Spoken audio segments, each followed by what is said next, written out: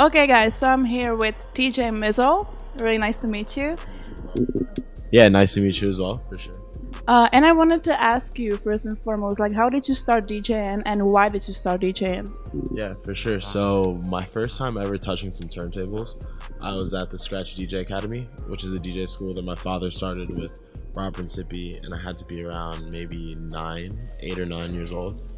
And I went to the school with my dad. And so many dope, legendary DJs were there. Like Rob Swift was there, Grand Wizard Theodore was there. Like Tim Martell, all the Scratch Academy heads, and fell in love like literally from then on. But I got my first pair when I was like 15 years old from Rob Principi. Sent them to me on my birthday, and ever since then I loved it. Like all I wanted to do was chill in my basement, DJ, learn tricks. But that's all I was really doing at first. I loved turntablism and body tricks and scratching. Oh, that's cool. And do you play any other instruments or? Yeah, for sure. So I grew up playing drums. I played violin in kindergarten, and then I started playing drums in like a emo like rock pop band. Like we wanted to be like Taking Back Sunday or like A Day to Remember, 4 Years Strong. Like heavy rock stuff. And then I got into electronic music as well and started producing electronic music, and that's kind of where I came into the DJ aspect. It seems like a lot of like people in trap and hip hop are inspired by the emo punk phase. Like, do you feel that too? Oh, 100%. Like 100%. And honestly, it's like all my friends say it. They're like, "Damn, like you called this," because I remember maybe like 6 years ago, I was like, I want to get like Anthony Green from Seosin or Cirque Survive, or like the singer from Taking Back Sunday to sing over trap records or to sing over like festival trap EDM records, but it went even further into hip hop records, like with like Lil Peep. Rest in peace, Lil Peep, but he was one of the greatest to do it. He really embodied like emo pop music into hip hop music. Juice WRLD is doing a really good job at it right now. Trippie Redd, of course. There's so many great kids that are doing a really good job at it, and of course there are those who've made it top 40 pop music, and they're doing a really good job at emulating that style, and I love that style is back. Yeah, and a few months back you started doing your own music. Do you plan on like maybe doing something more punk with your music? I know that one of the records is like kind of EDM-ish, but sure. Yeah, the last record I dropped is pretty EDM-ish. It's just I love bass music, so when I make stuff, that's kind of what it came out as. But I have a record that's probably going to drop next month, and the vocals are very much more like EDM-ish, or vocals are emo-ish with like some dance music features to it. It sounds really dope. I'm looking forward to that. And of course, a lot of people know you because you're the DJ of ASAP Ferg. How did you guys meet, and did you click right away?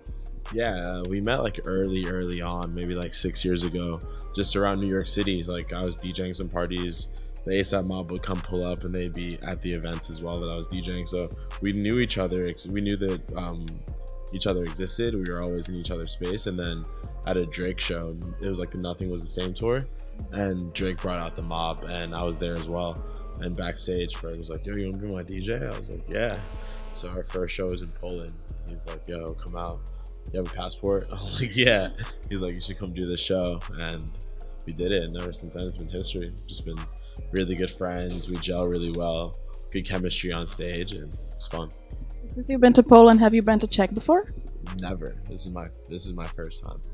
Do you like it here? Love it. It's really cool. It's old. It has a lot of culture, has a lot of character because it is old, and I feel like there's a lot of things that we don't even have in the States that are that old, so I appreciate it. Cool. And you're not only a DJ and a producer, but you acted in Growing Up Hip Hop. How did that impact your career? A lot. It's crazy what being on TV can do for you. It's like, I'm pretty low key, I'm not too out there. I'm not always telling my business to anybody or anything, but when you get on TV, it's crazy the amount of people that just like come up to you in the middle of the street like, "Hey, I know you from Growing Up Hip Hop," or like, "You look really familiar." And every time somebody says it, I'm like, "Oh, they probably have seen the TV show." But it was a fun experience. I love everybody on the TV show. Really cool people. I'm not on it this season. We opted out of doing it this season, but all of the first 3 seasons were so much fun. So it was cool. And do you think about like acting in the future, maybe in movies or? Um, no, I can't, who knows? You never know what's gonna happen in the future. But acting isn't something that I feel like I'm really good at. You know, I'm way more of just a present person. It's hard for me to play the role of somebody else or something else. I feel like my mind doesn't really think that way. But who knows? You never know. Since you're not into acting, what about fashion? Fashion, I love fashion. You know, I feel like style for me is one of my first passions. Like the first thing I said when I was growing up is I want to be a fashion designer. Like I want to own my own skateboarding clothing line. You know, like I loved skateboarding. I still love skateboarding. I skate a lot, and I love the fashion and I love the culture that comes with it. I feel like fashion is actually embodying a lot of skateboard culture, and yeah, it's definitely something I would definitely get into. So you're planning on it, like really, really planning on it. Sure. I have some things in the works with some professional skaters that or one in particular, but I think we're gonna do some really cool shit in the future that you guys will see soon.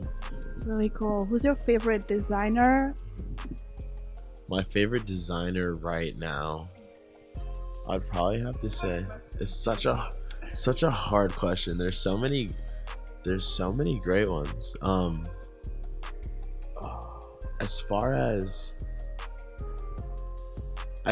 like the culture goes, and just from what I know from behind the scenes, Jerry Lorenzo is like really cool. He wouldn't be like for what's going on right now in contemporary fashion. I feel like at this moment, Jerry Lorenzo is really dope. From the whole Fear of God brand to the meaning to his background to what he's done in his past to get to where he's at now. I feel like he's been doing a really good job at it, for sure. What are your favorite like pieces from your wardrobe? My favorite pieces from my wardrobe, it's actually probably all of my dad's stuff from back in the day. So like it's very vintage, 80s, leather, Adidas. Run DMC was sponsored by Adidas, so I have so much old Adidas stuff. From my pieces, I would probably have to say I have some Saint Laurent like suede boots that I wear all the time. They make everything look good, no matter what you're wearing. I really like those. I'd probably say a lot of custom stuff. I kind of like things that people don't really have. So if it's custom, if it's old, if a friend of mine made it, then it's probably my favorite piece. Okay, thank you so much for the interview. It's been a pleasure having you. Is there anything you want to say? Like, are you gonna be in Czech anytime soon again, or? I honestly don't know, but I'm on the road with Lil Pump and I'm on the road with ASAP Ferg, so I'm sure one of them will be here soon. So I'll be here with them. Thank you so much. Nice meeting you. This was the Mac, and thank you guys.